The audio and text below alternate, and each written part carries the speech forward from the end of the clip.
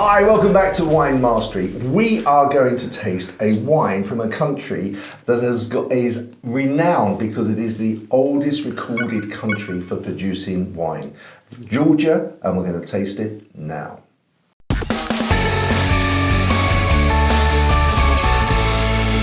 Okay, so the wine that we are going to taste is, and I'm going to try and excuse my eyes, I have to divert my eyes to try to read this. It's a Tbilvino. Well, here's the bowl. Here's the bowl. You gave up on that, John. Why? Well, I'm going to go, but you've seen the bowl. A Tbilvino Qvevris, and it's from the grape called Rkatsiteli. That's just amusing itself, isn't it? Trying to pronounce that. Well, I'm sure better than us will know how to pronounce it properly. That would be, yeah, if anyone knows how, we'd really appreciate that, because I wouldn't know where to start with that. No, it's our ignorance. I'm not trying to make fun of the language or anything, it's just our ignorance. No.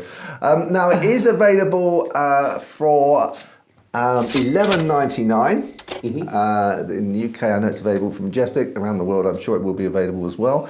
It is if you buy 6 bottles, one of which is this, and that does equate to a roughly 14.3%. Roughly, the idea is written down exactly 14.2959%. That's just one, not one. There's 4. This is the world I live in.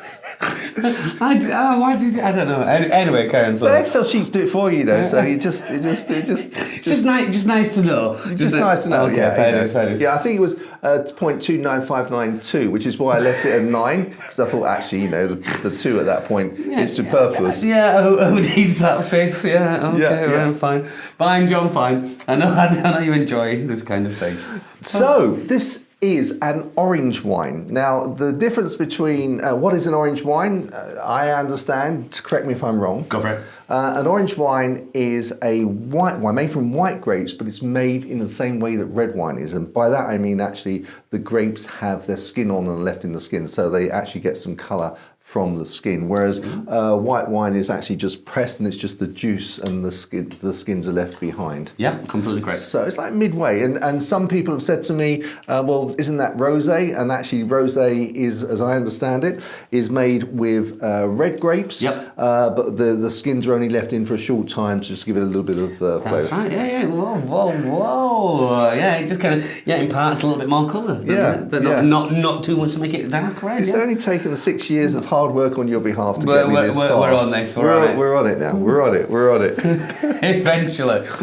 So we have a look at the colour of this one. Let us do. Now, I understand this is made in, again, I'm going to look over here, but it's made in a traditional way where it's fermented in its grape skins in a qvevri, which is a clay pot buried in the ground, and that gives it amber colour. And amber. I wouldn't say it's amber, would you? It's like a gold, I'd say. It's not quite dark and fort amber, but yeah, like you said, it's definitely a gold colour. It's much darker than a lot of white wines we'll see. Yeah, absolutely, yeah. It looks more intense. And when you give them that nice swirl, it has like the hints of that like shining gold on there. Look, it's almost like a meady colour, just a light meady colour, isn't it? Yeah, it's a light honeyed colour. Yeah, and it has an attractive look about it when you do that. So we've gone the old nose. Okay. I'm getting like herbal. Maybe even a sort of touch of forest floor. Yeah, I get you forest floor, but I mean forest. I get you forest floor because I'm getting a kind of woodiness, which it's not oak. But yeah, I think you're right. That forest floor, that kind of damp. Earthy. Yeah, earthy, yeah. I wonder if that comes from the clay. Yeah, it might. Yeah, it's a good point. Yeah. Good point, John. So we've got on the old palate.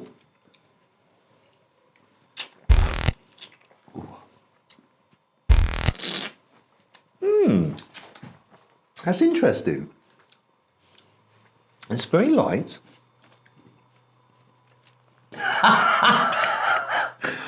Please carry on. I'm not. Let me listen. I'm going to listen. It's very light, and I'm just trying to detect that it's not very fruity, is it? It's You know the Greek Retsina? Retsina. Yeah. It's a sort of like a tampered down, much smoother, calmer version of that. Ooh.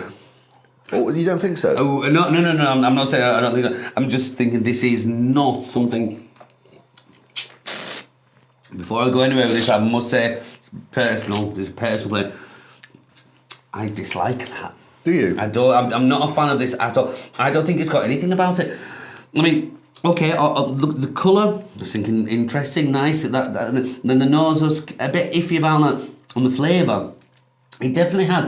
Like you said, when they leave the skin in there, like they do with the red wine, it almost has tannins in there. Yeah, it's got tannins. It's a real dry edge, and it's kind of. It just does not. It's making me want to go. You know. So why doesn't red wine do that to you?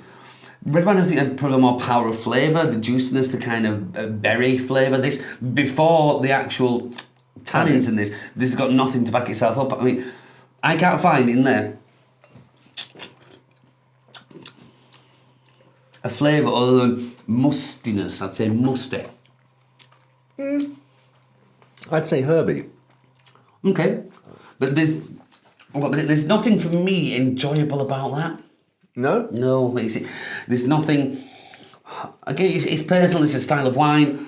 Some people might. Well, people like it. Obviously, they're making this, but I know.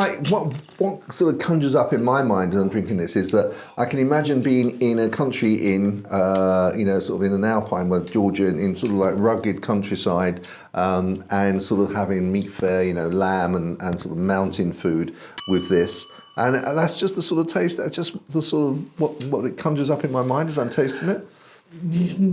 For me, I find it very, very brash, not very refined. When you say it like that, I can understand that of it being, being done in a very traditional method, which is perhaps not, we've come a long way since then. I don't know. This is just me saying it. Just even with that mindset, like you say, you're in that rustic kind of setting, and this is rustic, and that's fine, but it's just not for me. No, and that's fair enough. And I mean that's what we always say, isn't it? That no one can tell you that you've got it wrong if you say I don't like this wine or I like this wine. No one else does. It's your own personal profile. All very subjective. For me, I don't find it as objectionable as you do. I find it's like it's a pleasant wine. Are there other wines that I prefer to it? Yes. I just think that I would, if this was being served to me in Georgia, in the environment, I probably would just, it just speaks to me of that tradition, and I probably just would appreciate it. And I think, we do get used to tastes, and when something doesn't sort of come in with the parameters of what we think, we can sort of reject it. But it's right if you do. If you don't like the taste, you don't like it. It's as simple as that. So goodness knows what score you're going to give it. But before we do that, let's move on to pairing. Pairing, oof. I'll go straight ahead and say this is going to have, for me, this is going to have to be a big, massive, robust cheddar to take all that flavour away. So you can't taste it. It's going to be some big beast. Well, we're almost, I'm thinking as well, like we've said, it's not a very refined kind of thing. There's powerful flavours, but flavours I don't particularly like. I think a cheddar, again, that kind of robust farmhouse style, and that together, as you say, that old rustic style would work. Okay. I'm thinking that I would like with this it's like a grilled split chicken, with maybe some peppers and some other vegetables, or alternatively the winemaker suggests lamb, and I'm guessing obviously from where it comes from there's lamb, and I could sort of imagine that not sort of just the fattiness this would probably be able to to cope with. So those would be my two suggestions. I'd just rather not.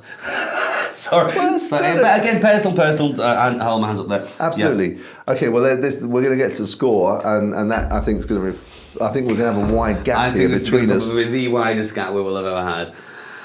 Okay. And we're talking 11.99. Yeah, just reminding myself. 11.99 of.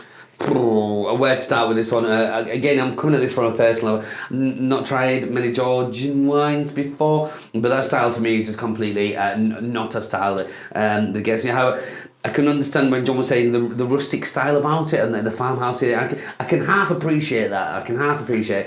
However, for me, this is something I would never buy. I mean, it's $11.99. Not for me. So I'm gonna give it. I'm not gonna be unfair, but I'm gonna give it a plain. And that's it. And I'm going to give it 77. So I give it 60. Okay. Which is not horrific because I have to take him into consideration that that's just my opinion.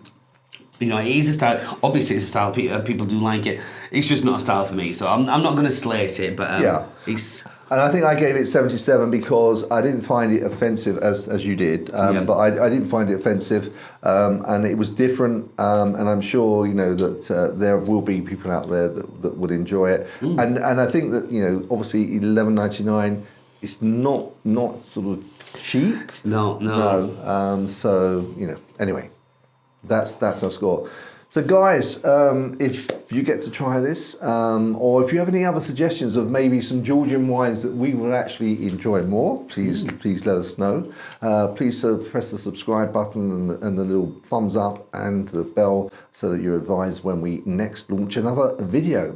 Until the next time, guys, when we hope we'll be drinking a wine that John will enjoy more. Well, this is one of those All things. part of the journey. Indeed. It's Exactly. two ends of the stick, isn't it? Yes. You've got to appreciate the ones you don't to appreciate the ones you do. Of course. Absolutely. Chin chin. Chin chin.